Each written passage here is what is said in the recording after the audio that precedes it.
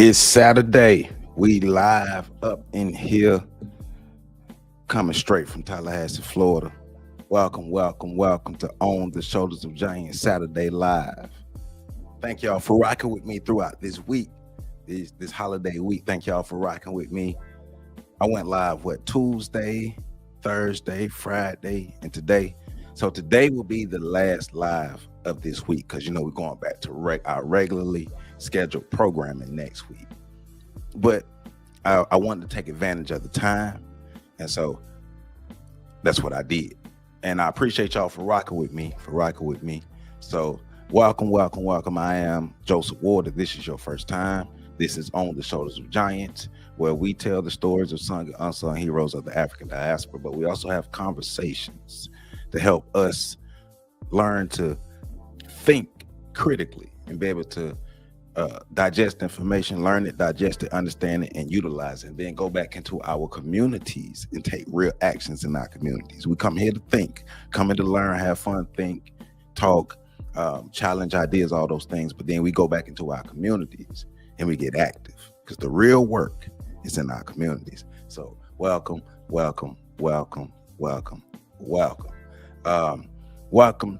to the family, Chef TC63. Thank you. Let me give you your appropriate round of applause for Chef TC63 for becoming a channel member. I truly appreciate you, and welcome to the family. You're gonna love it over here. Peace to the Almighty Kush. That's your new name, the Almighty Kush. Thank you once again for being a channel member and supporting what we have going on over here. And you heard what he said. Welcome, and please hit that like button, comment, subscribe, share. We in here. Christine, how you doing, Christine? Thank you for being here on this Saturday. Greetings from Texas. I'm up in here in Florida. Nemesis X, my main man. What's going on, Nemesis? How you doing, my brother? How you doing? Peace to the gods, to the earths, to everybody up in here. Let's make sure we continue doing what we got to do to be our greatest selves, to become black people that we're supposed to be. I just got done watching Steve Coakley video on the secret society. Okay, fill us in about this secret societies. And thank you for being here as well, Dion. Thank you for being here. Thank you. I got to watch more Steve Coakley too. Thank you. I'm gonna watch more Steve Coakley. I got to watch more Steve Coakley. And yes, please share, hit that like button, comment, subscribe, share, hit that notification bell, all of that. Let's bust through the shadow banning. And if you want to support the channel, you can do the super chat, you can do Cashapp, you can hit that like button, you can join, you can share, all those different things that you can do to make sure you support this channel. And check out the polls. I have a poll up and I have a Q&A up. The poll is, can conversations between races lead to an end of racism? So can conversations between races lead to an end of racism? That's the poll. And the Q&A question is, what conversations can black people and white people have to end racism? So make sure y'all check those out, get engaged, and thank you to everybody being up in here. So you see the thumbnail, you see the title, right?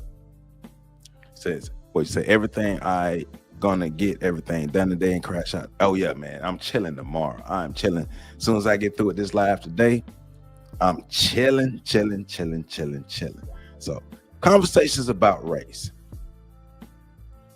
I've been in a number of conversations about race with people from many different races.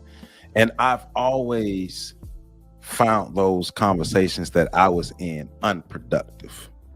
And one of the reasons why I found those conversations unproductive, one, because I didn't think people were coming to those conversations being genuine. Two, we were having conversations with people who don't have power. Three, we were having conversations with people who don't have the means to accumulate power. And four, I just don't think everybody came to the conversations to have their perspectives changed, to be able to see eye to eye, right? Because a lot of times people come to conversations with a fixed mindset, and I'm coming to prove you wrong rather than I'm coming to listen and learn and see how we can grow. And I think that's one of the biggest things when it comes to conversations about race. But also, if I represent team white supremacy, What about these conversations will make me give up wealth, land, power, and control? Why should I change what I benefit from for you because you're not benefiting from it? And I'm just trying to look at it from all different sides.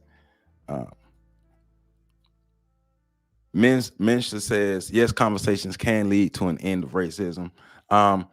Do you think conversations to that, like, well, let me restate that. What type of conversations about racism, and what all has to be brought to the table to truly lead to an end of racism? If you're having those conversations, who are you having those conversations with as well? Those are just thoughts that come through my mind. Luke Mon, my brother, is in the building. Thank you for being here. He says, I'm gonna go with the Ali way. Ain't no looking for the snake. So that's my, I'm not gonna lie, that's my position. That is my position. But by the end of this, I'm challenging myself. By the end of this, will my perspective change, or will my perspective stay the same based off some of the information and experiences that we are going to consume, right? I don't think conversations off top, I'm just going to say, I don't think just having conversations will end it. I think, once again, the conversations have to be constructive. And if conversations aren't constructive, if we're just talking, I don't know how far we could get if we're just talking, especially if we're not looking to get to a specific end in this, if we're just getting all ideas and thoughts and things on the table. And I know here in town, in my city, they have like an annual event where they have conversations about race. They bring people from different walks of life in the community, and they sit down and have a conversation. But it's just a conversation, and nothing comes out of the conversation. They just talk, right? So Donette says, correct, you're having conversations with people with no power. Of course, they'll meet in the middle. They have nothing to give. They receive from a power structure. They don't have any power to disseminate. Yeah, okay. See? So right now, that's my mindset. Conversations can technically be a start, but they can't be the end, and it can't be an end in of themselves. You're right. And that's why I say the conversation has to be constructive. If the conversation isn't constructive, if people don't come into the conversation with the idea of, okay, I know we need change. I know I think like this, and I know we need change, but how do we get from A to B so we can eventually get to C, to eventually get to Z? And if we're not coming in with those mindsets, how do we do that? But also, if you are wanting to have conversations with a group of people who feel uncomfortable having these conversations for one reason or another, you will never be able to truly talk our way out of racism. And at the end of the day, we didn't talk our way into racism, and I don't think we can talk our way out of racism. I do think in a large part, we're trying to avoid the inevitable. And I think one of the reasons why I think we're trying to avoid the inevitable, and I think we're trying to avoid the inevitable because we're afraid. We're afraid to confront white supremacy in a way that it needs to truly be confronted. And we don't have what we need to confront white supremacy right now. We're not organized. We're not strong enough. We're not studied enough. So we have to think about that as well. Nemesis says that's not going to happen. Non-white people, period, have too many flaws and blind sides when it comes to radical experiences, period. I agree.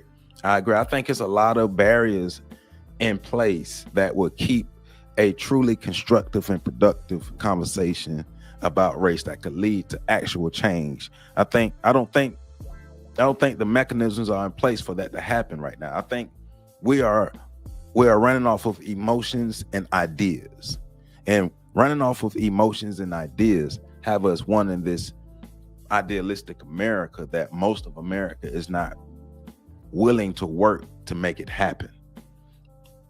Most of America don't have to work to make it happen because they have the America they want, or they are at least in a position to push America to the way that they want it.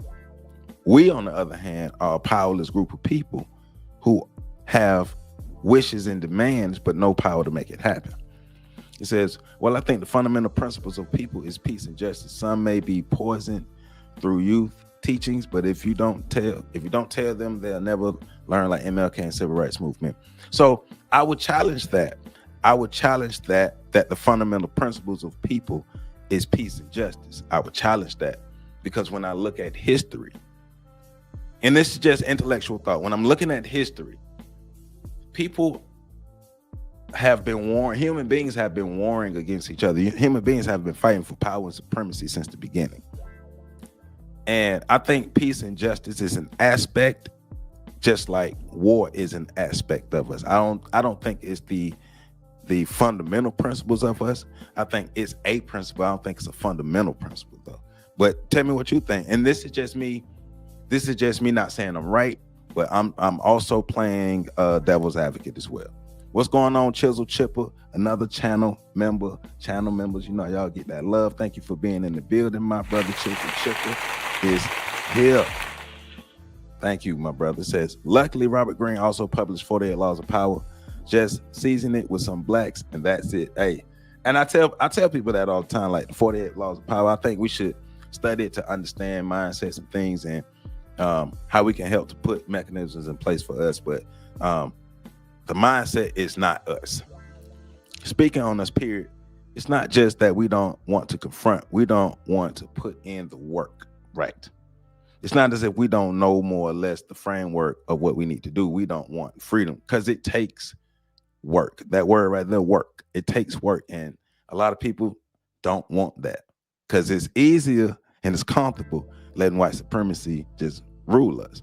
Said the revolution would not be televised until we control our media coaching, until we had enough leftovers. We ain't had enough yet. We're the analogy, you know, the analogy where the guy's walking by the old man's house, and the old man and the dog is sitting on the porch, and the dog is sitting there whining.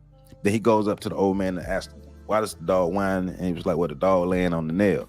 And you know, why you want to get the dog off the nail? Well, if it's hurting bad enough, the dog will get off the nail. It's not hurting bad enough. We just complaining. Yep, we do need black power. So there's always a conversation, but racism continues, and people always say they have no idea. Learning about other people through TV shows is not right. Now, I feel you. I feel you, and welcome to the show. Thank you. The fundamental principles of people is conquest, power, and position. Peace and justice is just justification for future conquest. I wholeheartedly agree. When I look at the history of humanity, matter of fact, me and Pat were just having this conversation about 2 hours ago about the true nature of human beings. Like, it's conquer or be conquered. You say, Kwame, I mean for Mr. Carmichael. Gotcha. After 400 years of mass murder, slavery, and genocide, can Caucasians, Eurasians, and Asian people really stop being racist? I don't know. That's a good question. That's a great question. And also, what would be their incentive to stop doing what they do? I feel what most European Americans think when it comes to racism are mean words. They're oblivious to racism as a power system. Racism is woven into their lives. I don't believe that. I think that's for a majority of lower levels, but I think those are in power, those who are controlling things. I think they know exactly what they're doing. And we had this argument before. I think, well, for a culture to be passed down, people have to be intentional about passing down the culture and the cultural traits. So I think for a majority of white people, it could be unconscious, but I think for a lot of people who shape the culture and the ones who are engineering the society and the behavior in the society, it's intentional. Takes work and responsibilities. Can we rely on someone else if what we're doing fails? I mean, no one else has I don't see why no one else will have the incentive to help us. Let me get these last questions, then we're going to get back into it. They used to enslave each. There you go. Says, white people will never, ever accept what their people have done to black people in the past, present, and how they benefited from it. Right. They don't have to, because it's not like we can make them. Dion says racism is a big money business. There you go. And it don't have to stop. Why would I stop what's working for me because you don't like it? No conversation needed, just power evolving black into universal. There you go. There you go. There you go. You said Q say, agree there are those in power. The plumber know your coworker probably right. So I'm gonna get this comment, get this last one. We're gonna get this thing started. To be clear, once you conquer and have a settled space, you can build positive things. Don't get it twisted. Spaces were conquered from the first families taking space to the first empires of conflict. Right. It's all about choice. If you choose, it could be better if you choose to make it better. So this will be we're starting off with a guy interviewing, well, the first two videos are white people being interviewed about the conversations about race, and then black people giving their perspective on the conversations about race. So please hit that like button, comment, subscribe, share. We're having a good conversation. Please get in the comments and tell me your thoughts. Remember, we have a poll up, have a Q&A up. Hit that super chat, hit the Cash App, super likes, all those things. Support this channel. Let's keep this thing going. On the Shoulders of Giants, we're going to continue to grow. I love you all. Let's do this thing, black people. We're back now talking about the stark divides in the way black and white Americans perceive racism, even as the national dialogue about race intensifies. When it comes to applying for a job, for example, one poll said 67% of white Americans believe black applicants have the very same chances. Only 30% of black adults agree with that statement. The results of that disconnect and many others is a crisis of inequality that many white Americans still struggle to describe. Amid our national conversation about racism, we decided to start a few There you go, local Monster. ones. We're doing a big story about race in America. On the streets of Stamford, Connecticut, we asked white Americans Now listen, some basic questions. What were you taught about how to treat people of a different race? I don't remember conversations at home about race. It just didn't happen. You look at the person, not the color of their skin. And sometimes fielded questions of our own. Do you think you've benefited by being white in America? Of course. Do you? Yeah, I do. Okay. There's two sides to every story. We then showed clips of our interactions to Boston University professor Ibram X. Kendi. The CBS News contributor and author of the bestseller How to Be an Anti-Racist helped us pick out patterns. How do you define racism? When one person feels that they're better than another person. What is a racist then? A racist is someone being discriminatory against somebody else's race. Were you Okay, Luke, surprised man. by those answers? Oh, not in the least bit. Americans are taught that a racist is an evil, horrible, bad person, that it's in someone's bones, that someone literally is a racist. That's their identity. And so that's not me. I'm a good person. Sometimes our conversation started out easy. How do you define racism? Racism is the unjust treatment of people of a different color, national origin, that is either from face-to-face interaction, but also. So mental talk, you do have a point, but I think more so we're alluding to conversations about racism between races, because it's not like white. I guess we're basically saying white people didn't walk up to black people and say, "Hey, how y'all feel about us enslaving y'all, oppressing y'all and all these things?" And black people like, you know what I'm saying? Like that's what it was like. It's not like it was a negotiation to happen to start white supremacy. Like they had the power to do what they need to do, and they did it. So that's more so in the lines what we're getting at. Say, oh, what these people are so unready for. Right. But that gets to the point. So more importantly, institutionalized. And Yet things could quickly grow uncomfortable. You define racism the way you did. Do you fit in that definition in any way? I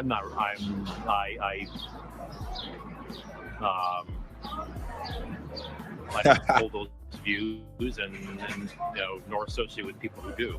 Most people Yeah, struggle right. to explain racial inequality. So the typical black family in America has much less money than the typical white family. Right. How do you explain that? That's tough. Some of it is opportunity. like when he but think about that. So you're asking him what racism is, He explains it. Then he asks him, does he hold any of those characteristics? And then he gets uneasy. And these are the people that we're supposed to be having a conversation with race about. We can't even have a real conversation. You can't even be real about how you feel or how you see the world or even how you see black people. So what conversation are we going to have to change that? Now, another question is he even the right white person to be talking to about this conversation? Because we're talking about a power dynamic at the end of the day. If you have no power, no access to power, you have no room to negotiate power. So we got to think about that as well. So Unity, some of it is some of it's your drive, some of it's the way you're brought up. But there's a lot of black people that don't get to where they can get. I don't know what to say about, intelligence wise. If they're not as intelligent as white people, I mean, there are a lot that are very intelligent. And almost no one used the term racism. I'm confused about when we use the word racism. The term, you're uncomfortable with the term. In some ways, I am. Yeah. I think what's striking is racist has almost become like the N-word. It's like the R word, in which so many Americans think in and of itself, it's a bad word to say, when indeed it's a descriptive term. It's a term, Kendi says, that could be applied to just about anyone at times. People can have a racist thought, for example. But that doesn't mean they are racist. Yeah, a racist isn't an identity. It is not who a person is. It's what a person is being. And I think we have to recognize that people hold both racist and anti-racist ideas, and people are deeply contradictory. And in this moment of national reflection, we did find some Americans trying to iron out those contradictions in society and in themselves. I do believe in the systemic racism that we have in America. So as a white person, I would say, of course, I probably do play a part in that racism. So, and I mean this in the kindest possible way, I'm right now talking to a racist. Technically. Although, right, I would never just say I'm racist and I hate people based on the color of their skin. Of course, I would not want to do that. But I also think it's misleading when people say, I don't see color. You have to see color. You have to respect the differences. You have to understand different cultures in order to grow out of the racism that you've been taught. So I think there's a lot there. One thing that leaps out to me is just that, we're talking about culture. We're talking about the way people live, their way of life, their way of thinking, like things that have been ingrained in us. Remember the last 2 Saturdays, what we've been talking about with PH Diva, and shout out to PH Diva. But remember the first 2 Saturdays ago when the young white lady who grew up in the white Christian nationalist movement was talking about how the culture of white supremacy is passed down from one generation to the next. It's how they get down. Q says, I do like that black folks are exclusively talking about gaining power. I have been hearing more power talk and less Democratic versus Republican bickering. And that's the way we need to be. Now over here, Q, over here, that's how we talk over here, because we're not party loyal. We loyal to our people and not our party. But yes. Says, how can you truly collaborate with the enemy? Great question. Hey man, critical thinking going on over here. That's what I like. Critical thinking is happening, right? What happened to the next generation of abolitionist leaders after slavery? Where were they when 150 black towns were burnt down, built over, and flooded? They just be talking. Look, we're talking about ideas versus actions. So when people are talking about being allies to black people, helping black people, all those things, hey, I love black people. Well, where are the actions to back it up? I'm not saying you don't, but where are the actions to back it up? And that just doesn't go for non-black people. That goes for black people, and that's imperative for black people, because we know all skin ain't kin, right? So Lukeman says, I'm in one of the whitest police towns in Connecticut. I got to move like a surgeon. I bet you do. I live in a predominantly white town. I live I live in a mixed area in a predominantly white town that is one of the most racially segregated cities in the U.S., Tallahassee, Florida.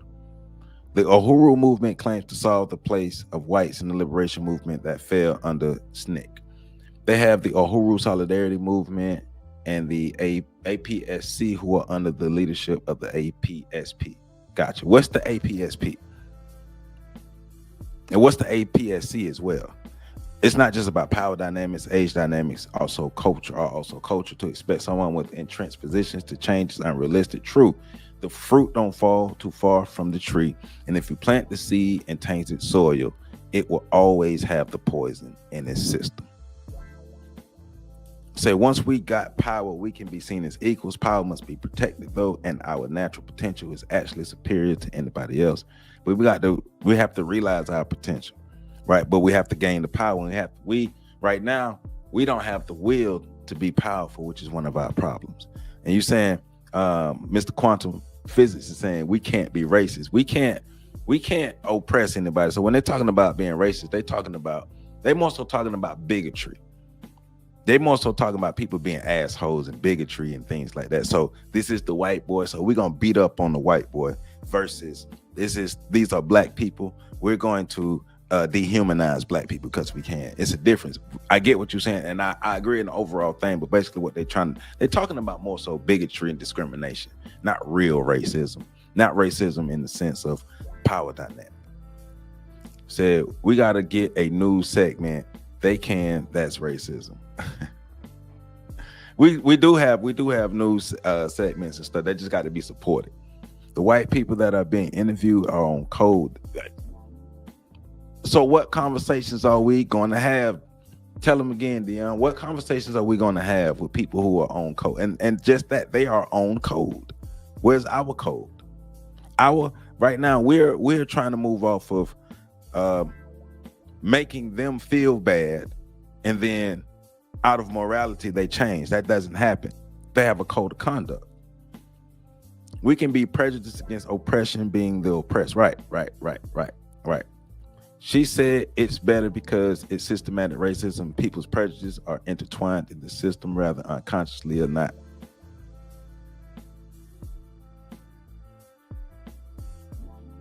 There it is, Queen. There it is. That's letting you know what we're dealing with. So how do we have a conversation with that? What conversations are we going to have to change that, to get what we need out of that? Especially a powerless group of scattered people who have no unity, no code of conduct, and we're not on one accord.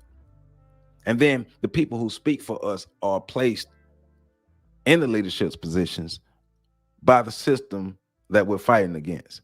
So what conversations are we truly having, and who are we having these conversations with? And what are we bringing to the conversation? So African People Solidarities Committee, got you. And African People Socialist Party, got you. Thank you, SM, thank you. Look, I'll be butchering names. Everybody know I butcher names over here. Moleculous. If I said it wrong, excuse me. But of course, me too. I've never liked the corny, lame, I'm colorblind. The first two things a person see is the color of your hue and gender. If they saying they're colorblind, then you know they lying. You know, they tell you exactly who they are and what they're getting down with. Christine says prejudice and racism are two different things. There you go. We need to inflate both political parties and infiltrate both political parties so we are everywhere pushing our agenda. We need to make them bow down and beg us for our votes. We need to become a solidified group of people. The conversations we really need to be having are between ourselves to make sure that we are a codified, unified group of people. So let's get to this next video. This is a conversation with white people on race, and this is op docs from the New York Times. So let's get that going.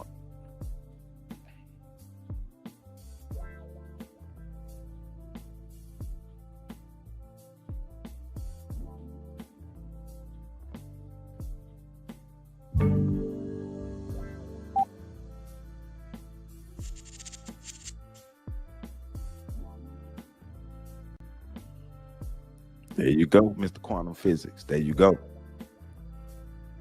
It's very uncomfortable Yes. to talk about race. It's not something I do. I am feeling apprehensive because I think there's a lot of reasons why I feel like I should be able to talk about race. I don't want to say anything, that would offend anyone. It's a very touchy subject. It's still difficult, even if you feel like you're on the right side of it, to have a dialogue about it. Especially for white people, because we don't want to see if the racism that we may be holding on to. I don't know. Maybe I am racist.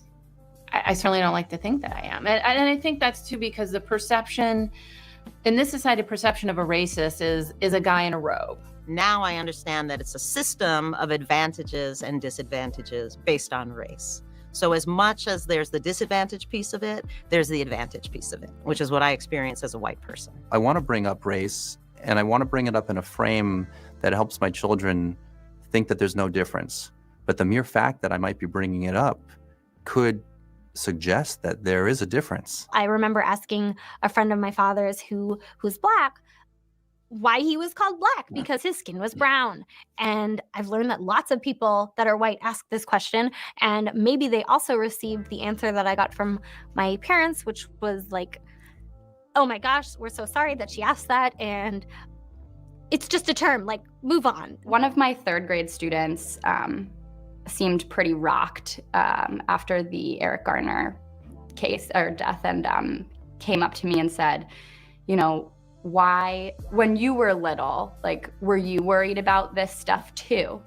And I knew what he was talking about before. I mean, I didn't say, what do you mean, what stuff? I didn't want to, play dumb. And I said, no, like, I didn't have to be, and that's not fair. And that was really hard because he just kind of sat there, and it honestly seemed like the first time that he had considered the fact that not everyone had to think about race all the time. I know that I'm white, and I guess I'm part of that collection. But I don't think about being white. I don't. I really did not know that I had a racial identity. I knew I was white.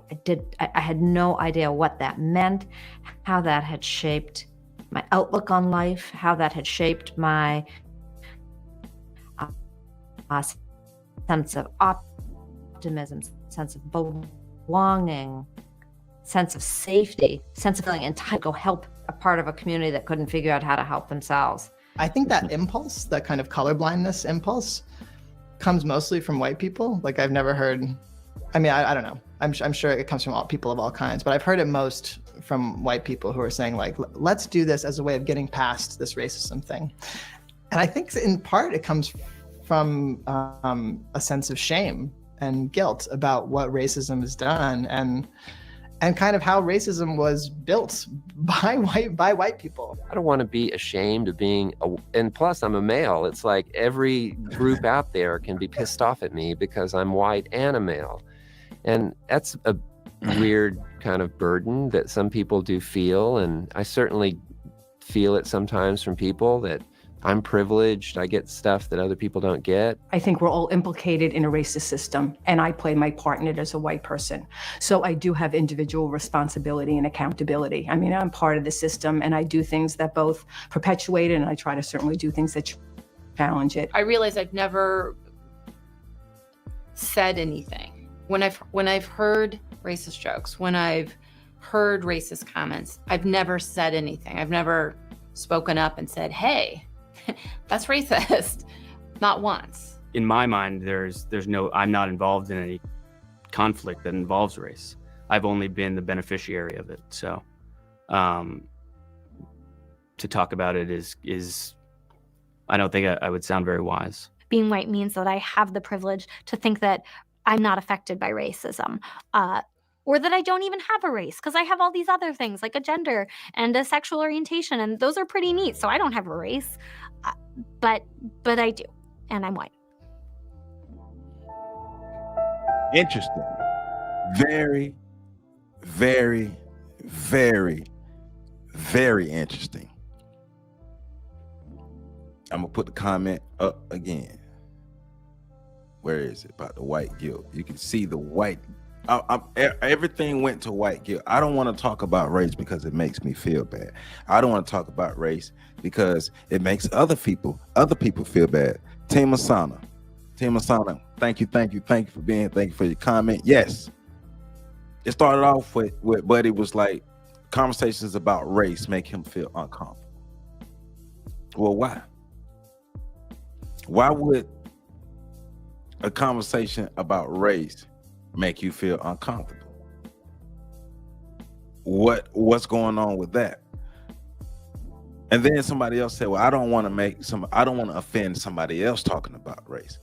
So that lets me know, at least on some level, you all understand what has happened when it comes to the relationship between black people and white people.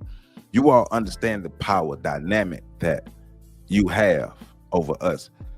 Even so, to the fact that y'all don't even have thoughts, concepts, conversations amongst yourselves about race and whiteness and what it is to be a white person in the world. You don't even have to think about that. When you have the privilege to say, I don't see color, that's because you're in a position to where the people who are under you have color.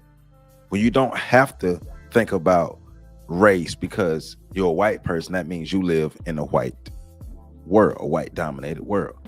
Black power is never about oppressing people. It means we're all good or we all suffer. But since we don't want to suffer, we make sure we're all good. There you go.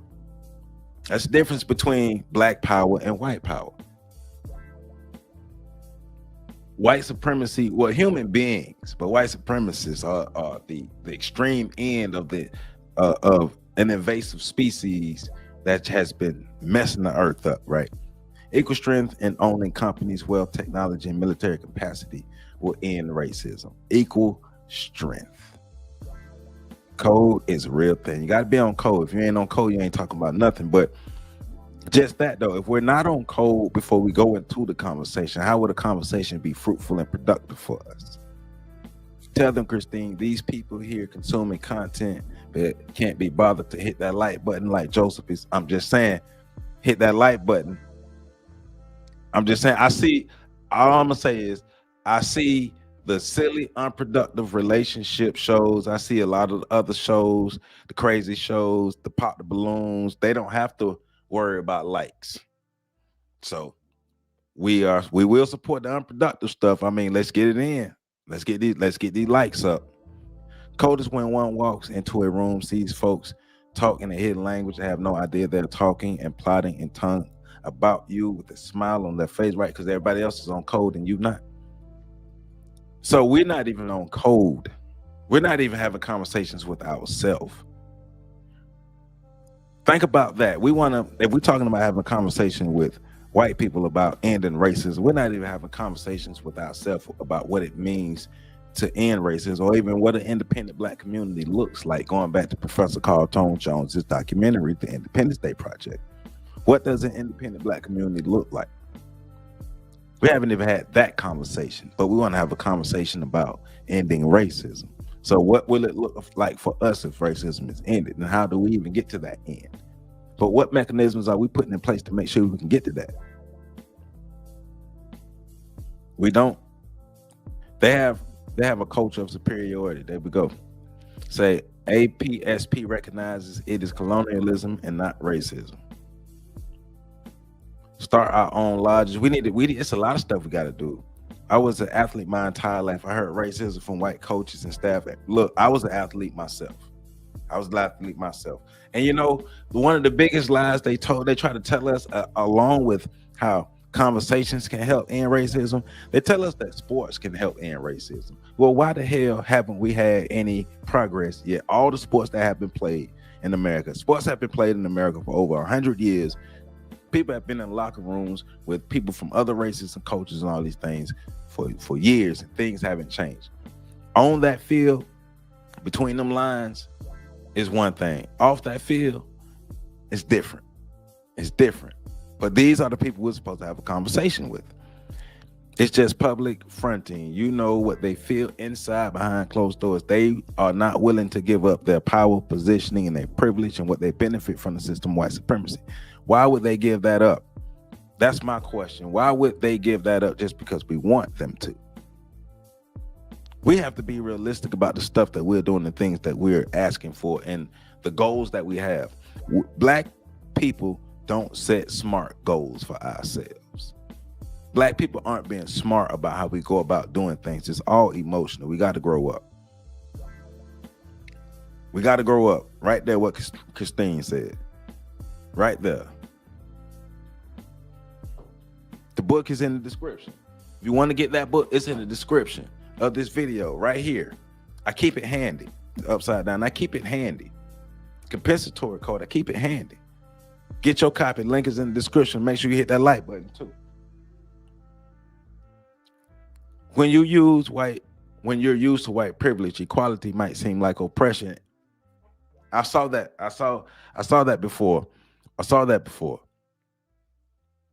Equality does feel like oppression because now you're saying, oh, well, I have to lower myself so they can pull themselves up. Well, yeah, well, we had to lower ourselves so you could pull yourself up. But humanity ain't gonna let that going back to that nature, their nature is not gonna let that happen. The Jaman, what's going on? Thank you for being here. They went backwards at the BLM. All right. It says you can smell right. It says bugging pagan pilgrims. That's funny. What's the code? How you doing? Welcome. Thank you for being here. Molecular says white people don't have to worry about many issues we have to worry about. When you are part of the dominant society, you are invincible to a lot of things other coaches experience way more than them. There you go, because you are implementing that stuff on those coaches anyway. And they will not be arches. Sorry to say, a lot of us are today, but not our ancestors. There you go. My definition of a racism is the justification, it's a social classification. It's the social justification that they use to categorize a group of people by skin color, phenotype, and physical characteristics. Lighter being at the top, darker being at the bottom. They use that to justify slavery and white supremacy. So it's a system of justification. It's a system of classification used to justify white supremacy.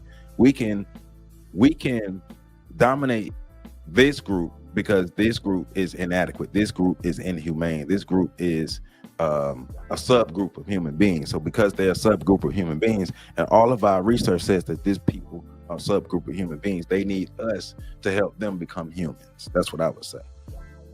So the truth is, racism was created by white people for white people to justify what white people were doing. There you go. I add that last part, as you can see. There we go. Number one question to white people. Who spreads the most racism? Liberal white professor. I would say I do not agree. I do not disagree.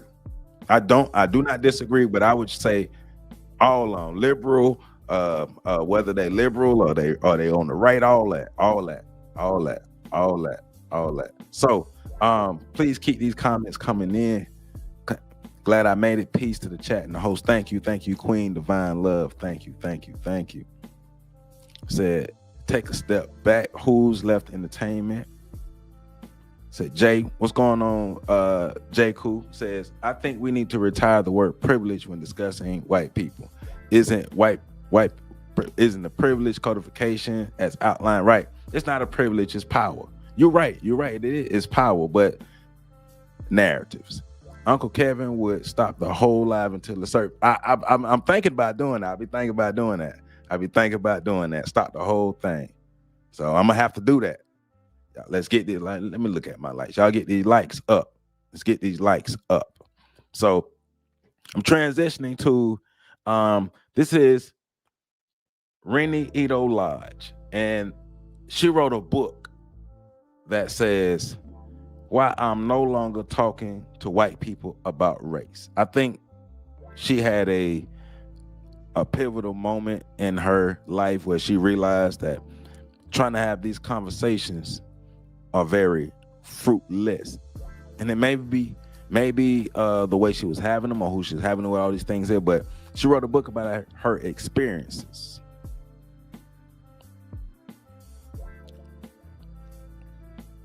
But let's get these likes up though before I get started. Let's get these likes up though. Like, let me explain this. Like anything else, those likes help this channel grow. As this channel grows, I can do more in my community. I can do more on this platform.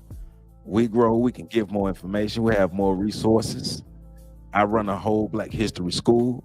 It helps the Black History School. Hit the like button, it's free. Hit that like button, it's free. So let's get this thing started. Like I said, Remy Ito Lodge, why I'm no longer talking to white people about race. Oh yeah, Kevin Sam used to go in. My name is Remy Ito Lodge. I'm a journalist and I am the author of the new book, Why I'm No Longer Talking to White People About Race. Go ahead and pull the Kevin Samuels real quick. I'm gonna go ahead and pull the Kevin Samuels real quick, cause can we get these likes up? Just real quick.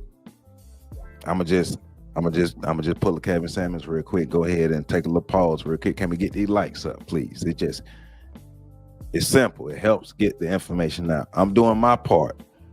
I'm doing my job. All you gotta do is hit that like button. Let's get these likes up. Thank you, Kush. Thank you. What's the code? Thank you, Christine, everybody. Let's get these likes up. Gutman says, exactly, that's the only result of our lack of misinterpretation of the Great White Hope. There you go. Let's get these likes up.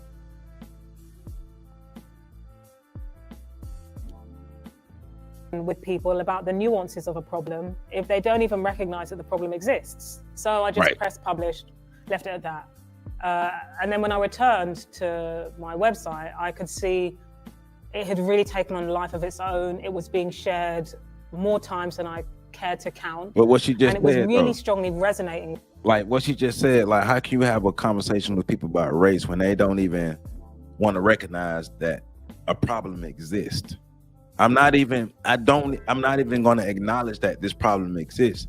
I'm going to make you think that you have a problem, but I'm not going to acknowledge that something wrong exists. And then she has to recognize that from their standpoint, a problem does not exist. It's going exactly the way they need it to go. She has the problem with the way things are going, not the ones who benefit from the system. So once again, that's a flaw in the conversation. How do you step to somebody who's enjoying what's going on, who's benefiting from what's going on, who has no problems with what's going on? You step to them to try to get them to see what's wrong in the system. It's wrong for us, not for them. So what are we talking about again? And yes, you may have some white people who are like, racism exists, I see what's going on, but do those white people who say that and can recognize that, do they have power? Are those the white people who can actually make things happen? Or are those the white people that we're going to have to try to recruit to be on our side to hope that they can possibly help us? Right? Terrell, what's going on, man? What's going on? My channel member is in the building. How you doing, my brother? What's going on?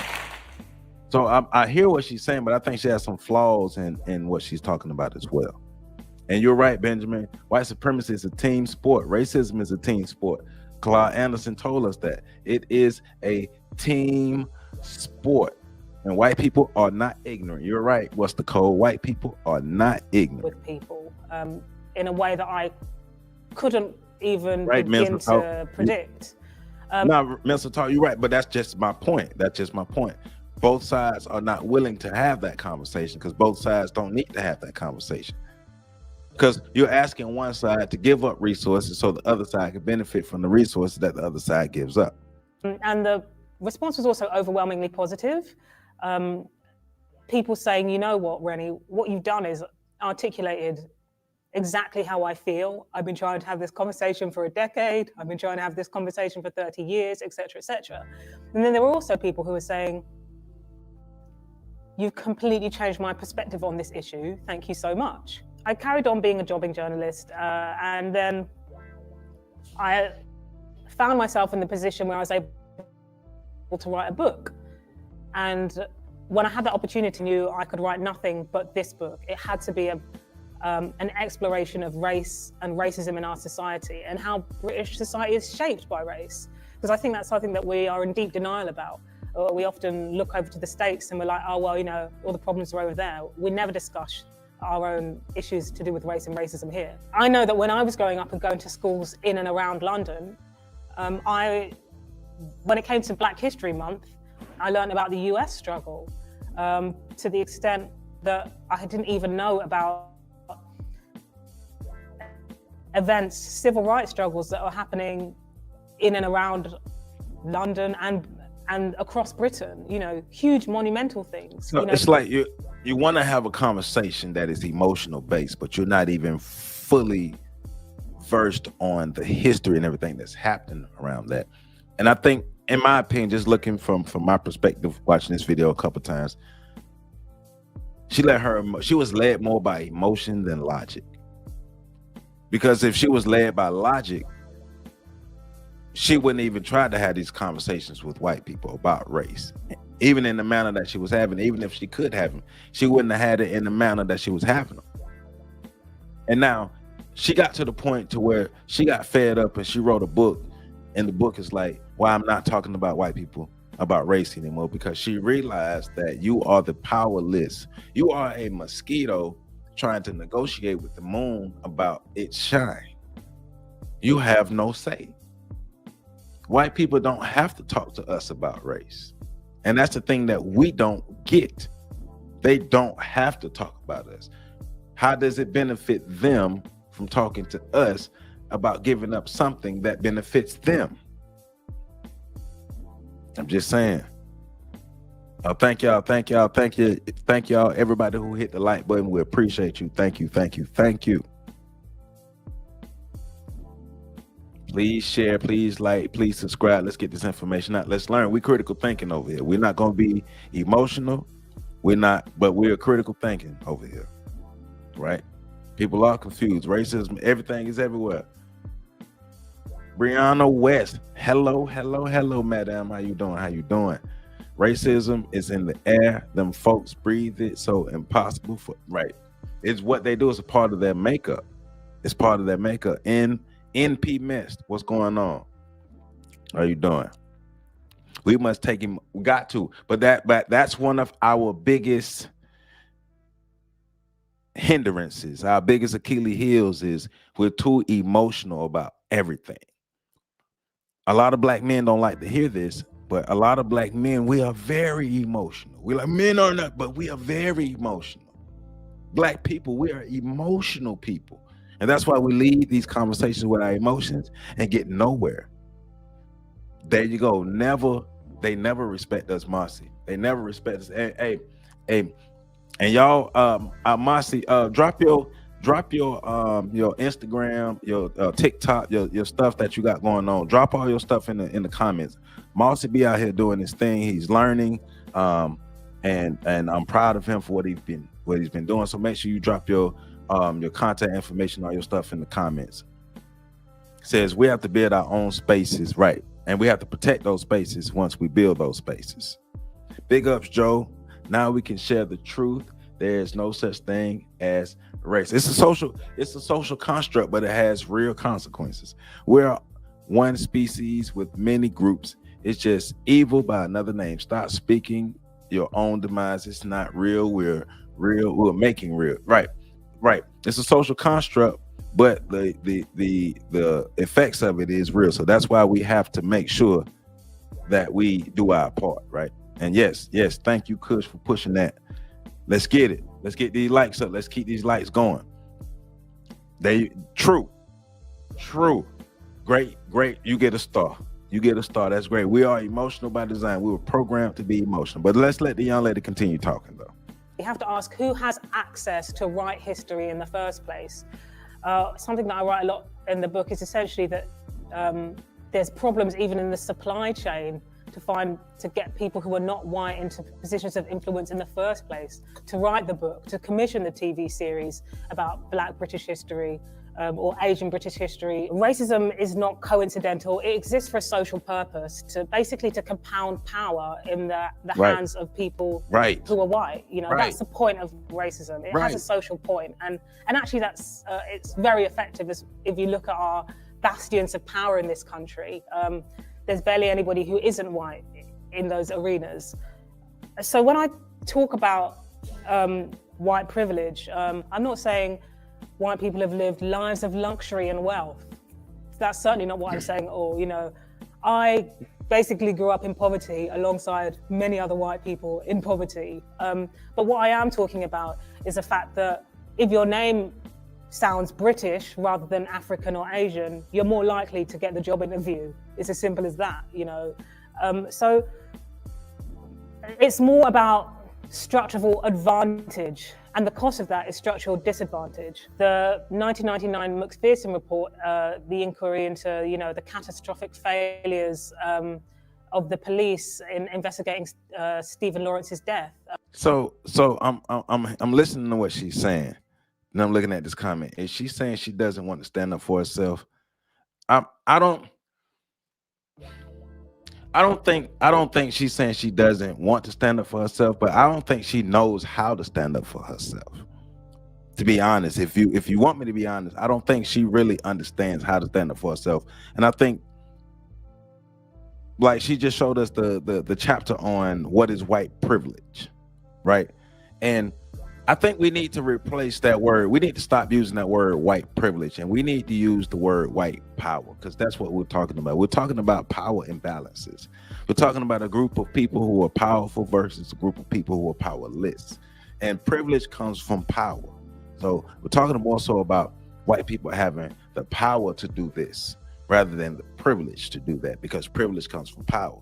And group power and group privilege is attributed to group power. So white people are in a powerful position to do whatever they want to do within that system. And we are either going to follow their rules or create our own rules by becoming a powerful group of people.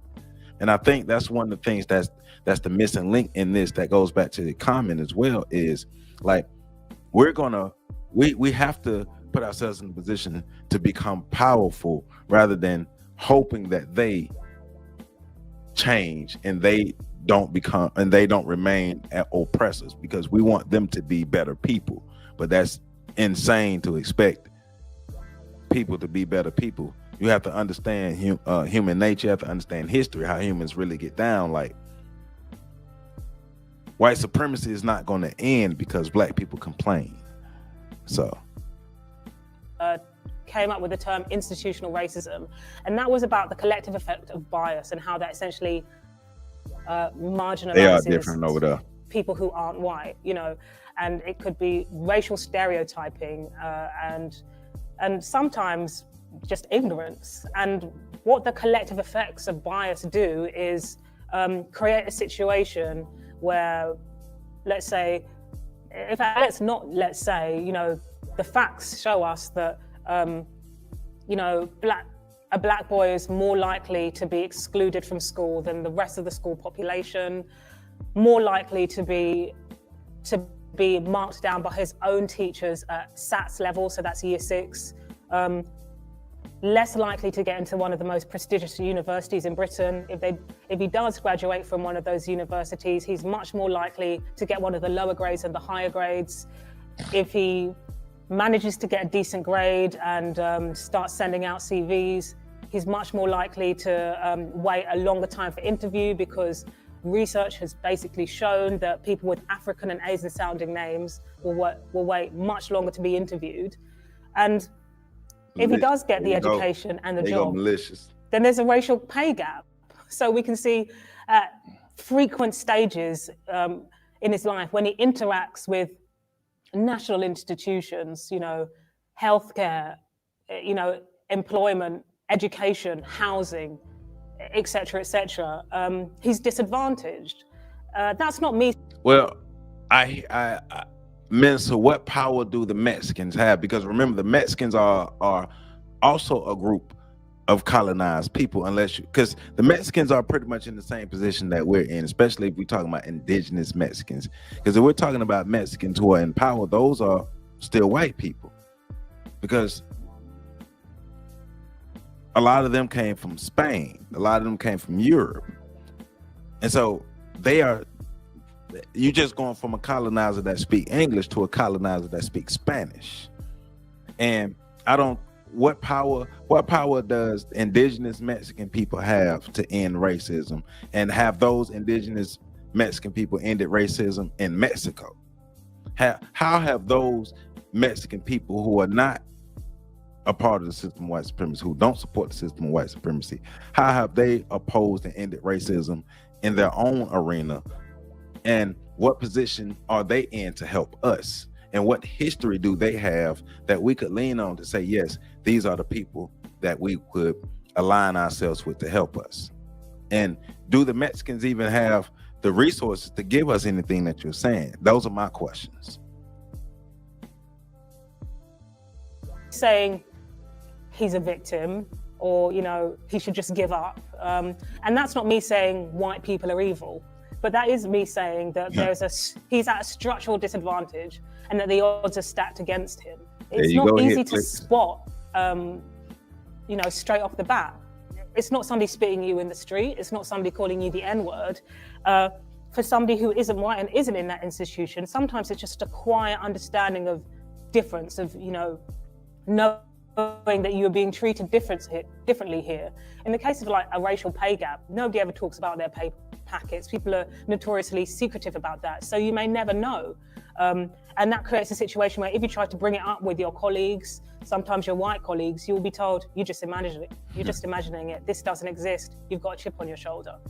And so that's really what I mean by structural racism. I'm talking about the big picture here. So I think that the way in which we have understood ourselves to be progressive and forward-facing until very recently is just to ignore race, just to say, oh, we don't see race.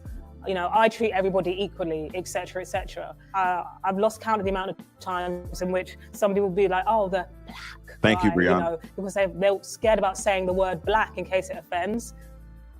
Nobody cares about the word black in terms of offense. What I'm offended by is drastic racial inequalities, because I think that it's unacceptable in 2017 that this is still the state of play. But see, that right there, that mindset, what she just said, it's unacceptable at that time. It's 2017, even in 2025. Why is it unacceptable in 2025 for racism to still exist? Why? Help me understand why it's unacceptable for racism and white supremacy to still exist in 2025, other than the fact that we just don't want it to exist. What was put in place to end it? Who was put in place to end it? What incentives do white people have to end it? Why do we have this rhetoric and these ideas that aren't realistic? Hey, white people, what you're doing is bad and you should stop it. And white people are like, well, make us stop it. Well, we're going to have a conversation about making you stop it. Okay, have your conversations. Now what? And that's why she ended up writing a book. Like we're saying it in real time. She ended up writing that book out of her own frustration for her own ignorance of the system of white supremacy. She don't understand white supremacy. She need to read Neely Fuller. That's what I'm saying. I appreciate you, and make sure you stay safe while you're driving. Please stay safe while you're driving. Thank you, Miss Brianna. I think this lady is tired of talking about racism because no one's buying her books and she is not getting in the interviews and she don't know what she's talking about. And she's not getting, she probably didn't get the response from white people that she intended to get. It seemed like she expected white people or other people to just flock to her and say, yes, you're right. This is it. And you might have some kernels of truth, but say, I hear you, but that's not your topic. Your topic is, are conversations productive and they can end the racism? The very fact that John is speaking freely is proof. Well, not necessarily.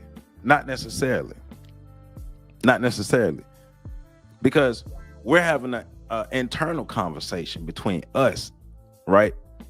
And so we're having this conversation so we can make sure we understand better strategies and tactics, right? Because if we're talking about having a conversation about ending racism, okay, so black people are going to have a conversation. Black people who are oppressed people are going to have a conversation with Mexicans who are another oppressed people. Are we having conversations with the Mexicans who are oppressed or the Mexicans who are in power? And the same thing for the conversations that we will have for white people here in America. Why would Mexicans in power who support the system of white supremacy, what conversation will we have with them that will help to lead to an end of racism?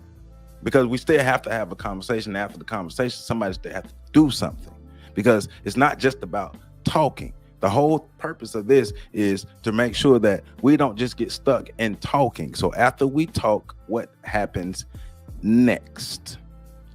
Does the system of white supremacy actually end? And what are we talking about?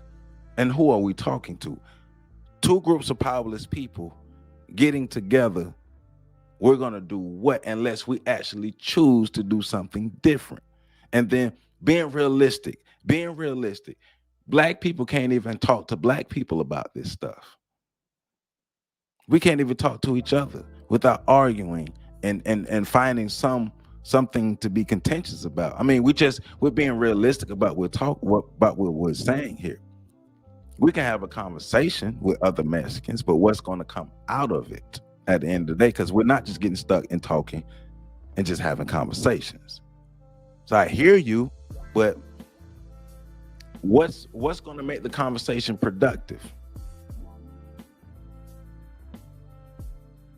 Immigration and Nationality Acts of 1965, aka Hart-Celler Act, was proposed by Representative Emanuel Celler and supported by Senator Philip Hart, not by FBA. Said Latino civil rights movements that help all non-Caucasian Puerto Rican New Yorkers, the anti-discrimination establishment. Latino civil rights movement that help all. How did it help non-Caucasians? How did it help non-Caucasians? And your last one says history, Puerto Rican civil rights in New York City strongly traces the rise and fall of an uneasy coalition between Puerto Rican and African American activists. Right, but what was the actual outcome of that? What tangible outcomes came from that benefited black people, that helped us be able to improve ourselves and move forward and be productive? KW Don 7, thank you for the $5 super chat. I appreciate you. I would take anything written by Amos Wilson over Neely Fuller respectfully. Ain't no problem, but I do want to show you some love. Thank Look you for at the all this money, homie. I got all this money, homie. I mean, I wouldn't argue with that. And because that's perspective. I do think we could take a bit from both, but I'm not even gonna argue that. It says capital competition. Says just asking if talking can end racism is weak. Your foes have to perish, cease to exist. How comes black people can't see the bigger picture? Their intentions was to give you extinction. Mountie, I'm not disagreeing with you. Previous works has tended to see blacks and Latinos as either naturally unified as people of color or irreconcilably at odds. But there has never been a true coalition between black and brown people. There's never been a true coalition between black and brown people. And if so, what were the tangible outcomes that benefited us? We mostly trauma bonded with Latino people. Let's be real. We've mostly trauma bonded with Latino people. What productive actual gains have we had from a coalition with Latino people? And that not something that just helped people in a small area, but how has it helped Black America as well? They let us blow off our steam without harming them. And I'm just saying, you get a star for that. I'm just saying. So let's get back to it. Let's let her keep talking. Come on. You know, I don't care if you call me black. I'm black. It's a descriptor. You know, I'm 5'5". I'm not going to start crying if you say that I'm 5'5". You know, it's a descriptor. It's an adjective. And so colorblindness is that denial. It is that skirt around the issue. Don't raise it. And what it does is essentially create a situation where if you do start naming the problem, which is race and racism, then you become the problem. I've received pushback from people with the book the title alone, oh, you can't generalize white people in this way. But I think that's because white people are not used to being called white as a descriptor, as a plain adjective, nothing more, nothing less, because whiteness is considered invisible in our society. And if you are considered to have a race, you're not white. There's a chapter in the book called Fear of a Black Planet. I wrote it at the beginning of 2016, and then I think that in terms of global politics, it really became pertinent. And Fear of a Black Planet is essentially people who, on one side, deny the power relations of race in this country, but on the other side, are very, very scared of white people becoming a minority, almost as if they recognize that being a minority in this country means they do treatment that is not preferential. They do. So it's almost like a bit of a double bind. They understand that if they was to ever lose power, that the backlash that they could receive would be crazy. They understand that. Of course they have a fear of a black planet. Why would they not have a fear of a black planet? As the system of white supremacy right now, they're like, we prefer a white planet. Of course they should have a fear of a black planet. They know they are a global minority. They know they're a global minority. That's one thing. So they're going to make sure that they keep power, and they're going to use any means necessary to keep power. Be active. I see what you're saying. I hear you, but but everything you're saying, what has led to a tangible outcome for black and brown people? Because now we're talking about emotional things. We're talking about, yes, small groups of people got together for small victories, if they were small victories, for things that made people feel better. But what were the tangible outcomes that made life better for black Americans as a whole? Not black, because we're not talking about this in a small sector. We're talking about black Americans as a whole. How could conversations about race end racism? And we're not talking about conversations between two groups of oppressed people. The groups of oppressed versus the oppressor. How can those conversations be productive? And what about these conversations could help end racism? And what about those conversations will make the oppressor give up power? And a social justice attracted members from left. I hear you, but it's still nothing tangible that helped black people matter of fact, it's nothing tangible that helped black and brown people not live under the thumb of white supremacy. And that's the thing. We're not talking about just feel good outcomes, tangible outcomes, though. And Schrodinger's cat situation they've got themselves into there. I actually interview far right politician Nick Griffin in the book, and when I asked him, but why do you think that, white people becoming a minority in Britain would be a bad thing? He said, I regard that to be a racist question, which I think suggests to me that there is an understanding there from people who might dedicate their lives, careers to white supremacy, frankly. There is an understanding that being a racial minority means structural disadvantage. There is an understanding, no matter how much they might suggest to you that that isn't the case at all. And so I think that far-right politics and its sort of resurgence across the globe is almost as the last dying cry of monocultural society. But the fact of the matter is we are moving towards a more global society, and I think that that's no bad thing. And I think that it isn't a bad thing that people from different cultures and different races are meeting each other and, falling in love with each other and having children with each other. I think that's an interesting thing. We're all learning from each other in that respect. But the rise of far-right politics, at least across, Western Europe and in the US, sees this as a tragedy. Be active. My one question to you, out of all of that you've posted, how much real power, out of all those people that you've posted, how much real power do they have in New York? Like real power to affect change for themselves, to make life better for themselves. And out of everything you said, Don't the system of white supremacy, isn't it still in place? And aren't those people still fighting for those same types of things here in New York these days? I mean, because neither a Hispanic or Latino nor a black person is in power in New York, and they're being overran by immigrants.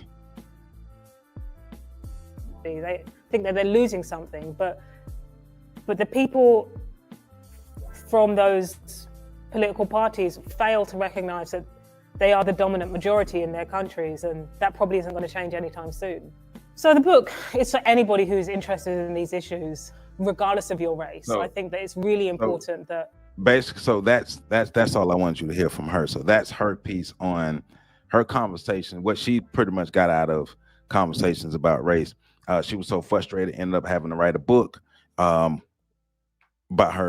not being able to really talk about race with white people. Once again, what's the point for them? What's the point for them? If somebody can give me a legitimate answer for that, that'll be great. If I am in power and you are not, what's the point? Why am I talking to you about anything? What leverage do you have?